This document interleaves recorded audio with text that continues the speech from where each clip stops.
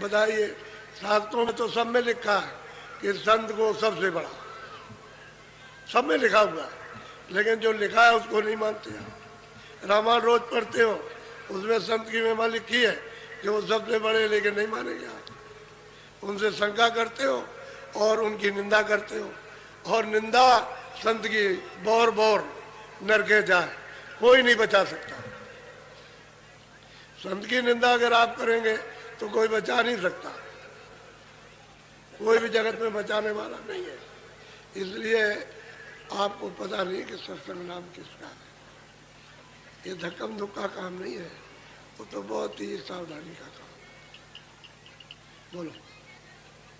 अगम पंथ सतगुरु से पावे, सतगुरु मिले तो राह बता। अब कहते हैं अगम का रास्ता पंथ, पंथ कहते हैं रास्ते को। अगर सतगुरु मिलेगा तो अगम का रास्ता मिलेगा, अगम का पंथ मिलेगा, और सतगुरु नहीं मिलेगा तो नहीं मिलता। अब वो ये कहने लगे, कहाँ बेचारे क्या कर रहे थे, वो तो चेले चपाटों का तो मामला गया। अब ये कहाँ जो इनको मिला, अब वो कहते हैं भाई सतगुरु मिलेगा तभी अपने घर में जाओगे, और बिना उनके मिले हुए पंथ नहीं मिल सकता। पंथ कहते हैं रास्ते। हम मजहब बना लेते, एक फिरका बना लेते हैं पंथ हमारे मत के। अरे ये मत नहीं, वो रास्ता सबका एक है।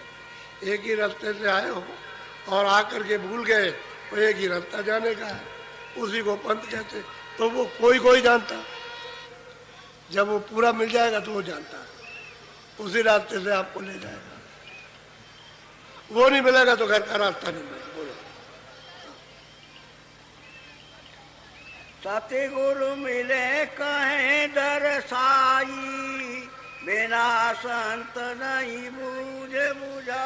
कहते हैं कि जब तक संत नहीं मिलते हैं तब तक उनका कौन विवेचन, कौन अर्थ बता सकता है। जो किताबों में उलझे हुए हम, वो मिलेंगे तभी तो बताएंगे वो कि तुम कहाँ कहाँ फंसे हुए हो, क्या क्या कर रहे हो। ये जो कर रहे हो ये तुम्हारा काम नहीं है, ये सब क्रिया तुम्हारी व्यर्थ चली जाए। इसका छोटा मोटा शुभ कर्म का फल जब आप प्राप्त कर सकते हो, कोई बुरा न करो।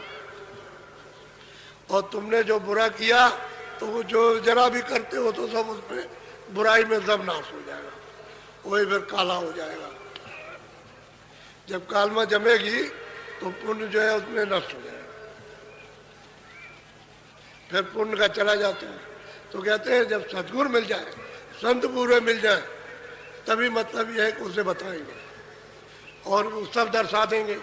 जहाँ जो चीज़ लिखी हुई है वो सब बताएंगे, जहाँ जहाँ फंसे हुए, और कहेंगे भाई तो आगे जाने का रास्ता है, घर में ये घर नहीं है तुम्हारा। सत्संग नहीं मिलेगा, संत नहीं मिलेंगे तो कोई कुछ नहीं। बोलो। वेद भेद बिन विधि नाई जाने, बामन पंडित एक न। अब ये प्रियालाल कहते हैं कि भाई वेद में जो भेद, वो अगम का भेद वेद नहीं जानता, उसे नहीं मालूम है।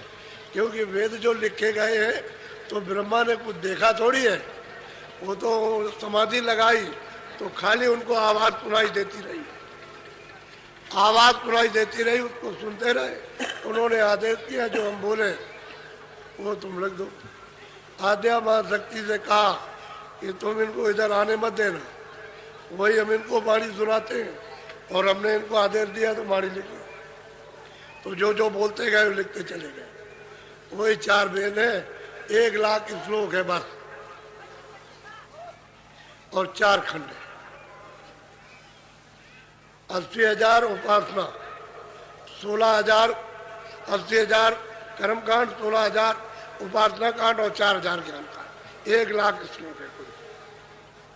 वो उन्होंने ब्रह्मा ने तो देखा नहीं, यानी उन्होंने तो निरंजन भगवान को भी नहीं देखा, उनकी आवाज को सुना, तो जो बाणी आई उसको लिख दी।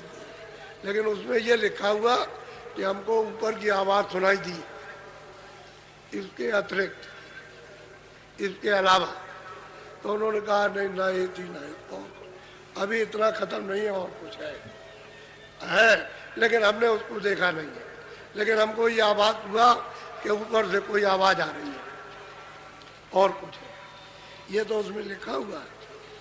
और बाकी कहते हैं वो भी नहीं जानता, अपने घर का भी। अरे भाई ये भी तो वहीं से आए, उस घर से ये भी तो आए जो बैठे हुए, जिन्होंने वेद वाणी उच्चारण की, ब्रह्मा से लिखवाया, ये भी तो वहीं घर से आए जहाँ से आप आए, वहां से वो भी आए। ऐसा नहीं क्यों नहीं है? असल में बात यह है कि उनको तो देश निकाला कर दिया, तुम जाओ तपस्या करो और तपस्या से फल प्राप्त करो, तो उनको भी फल दे दिया। जब तपस्या कर ली, खुश हो गए, तो ये सब मसाला उन्होंने मांगा कि राजपाट हमको दे दीजिए कुछ, तो उन्होंने थोड़ा सा दे दिया बूंद भर, तो सुरतों को जरा सा दे दिया, थोड़ा सा भंडार दे दिया उनका जाओ, तो साथ गंदगी उतार की। इनसे कहा था, इन सुरतों से जो मनुष्य शरीर में ये जब शुरू में आई कि भाई देखो तुम फंसना नहीं, ये फंसाएंगे, तुम नाम को छोड़ना नहीं, पकड़े रहना, और तुम मसाला छोड़ देना और वापस लौट आना। तो बस वो मत आए, मसाले के साथ मसाला तो छोड़ा, लेकिन ये बैठे रह गए, फिर मसाले में पिट गए। अब ये मसाला ही है, ये जड़ मसाला ही है, ये लिंग मसाला, सूक्ष्म मसाला, कारण मसाला, इसमें फंस गए। मसाला कहते हैं देही, पर्दा। अब ये पर्दा है, खोल है, भाई इसमें फंस गए। फिर सोचते हैं नाम को छोड़ चुकी, बस भूल गई रास्ता। अब ये नहीं मालूम कि ये डोरी किधर से कहाँ है, कैसे मिलेगी और कैसे हम आए, उसको भूल गए। तो जब तक राह जानने वाला नहीं मिलेगा तो डोरी कैसे पकड़ाएगा, और बिना डोरी पहले आप चढ़ोगे नहीं। तो आपके पास ही डोरी है, आँख के सामने ही लटक रही है, लेकिन बीच में ये सांप, ये तमाम भंडार कूड़े का लदा हुआ पहाड़ों की तरह से, इसकी वजह से डोरी नहीं पकड़ सकते हो, क्योंकि डोरी में तो प्रकाश है, आवाज है, शक्ति है उसमें, उसमें अमृत है, सब कुछ उसके अंदर में है, और वो इस तरह से लटक के गुंजारमान कर रही है ऐसे, और वो महात्मा इसको पकड़ा देते हैं बस, क्योंकि ये उसी का, ये सूरत जो बैठी हुई है उसी का, इसी डोरी का तत्व है, जल रहा है। तो ये मिलना चाहता लेकिन काई, पर्दा नहीं मिलने देता। अब महापुरुष उसको साफ करते तो ये सटाक से चुम्बक की तरह खींच लेते, ऐसे पकड़ लेते, फिर जरूरत को नहीं छोड़ती। यही आदेश दे के भेजा था इसको छोड़ देना, तो आपने छोड़ दिया, क्योंकि सब सुख मिल गए ना आपको, सब अब आराम मिल गए, तो उसी में आप भूल गए, धीरे धीरे इसमें फंस गए। ये बात, फिर उसने विधान बना दिया,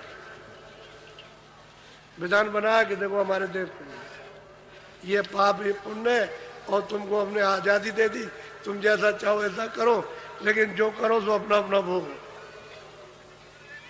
उसके लिए हमने जेल खाने बनाए, इसमें से निकाले हम उसमें बंद कर देंगे, और वहां अग्नि वसूल करेंगे, सजा देंगे। जब कोई नहीं दे सकता तो जेल ही तो होती है कि भाई इसके ऊपर में इतना कर्जा हो गया, नहीं दे सकता तो 5 साल, 10 साल, 2 साल, 4 साल सजा दी, चलो उसका भुगतान हो जाएगा। और क्या होता है, वो सजा ही है। अरे खानों में बंद कर दिया, सजा ही है, अब भोगो, अब रो, जब वो वसूल हो जाएगा तो ये चले जाएगा, फिर इसमें बैठाएंगे और फिर पाप पुण्य करोगे, फिर वापस कर देंगे, फिर तुमको सजा देंगे और कहेंगे कि तुमको अभी सजा दी थी और तुम फिर तुमने आकर के फिर ये किया, चलो जरा कड़ा दंड देते, तो फिर कड़ा दंड देते। ये है, बोलो। स्वामी दया भाव कर दीजे, दास जाने प्रभु कृपा। यही प्रियलाल अब कहते हैं कि स्वामी कृपा कर दीजिए और आप अपना दास समझिए। गोस्वामी जी कहते हैं गोस्वामी जी से कि आप अपना दास समझिए और आप इस पर कृपा कीजिए और जीवों पर भी दया कर दीजिए। जीवों पर भी दया हो जाए तो अच्छा है, और बिना सत्संग के और बिना आपके कोई पा नहीं सकता। अब ये कृपा दया हो गई, सत्संग मिल गया, उनकी दया हो गई, तो कहते हैं हम तो आपके सेवक दास है, अपना समझिए ना, हो चुका है, अब वो किसी का होने वाला नहीं। और तन और मन और धन ये सब इन्होंने लुटा दिया, क्योंकि इनके पास तो तन धन यानी सब कुछ था। मन तो है ही, धन भी, तन भी है, लेकिन ये धन इनके पास बहुत था, सब तरह के संबंध है।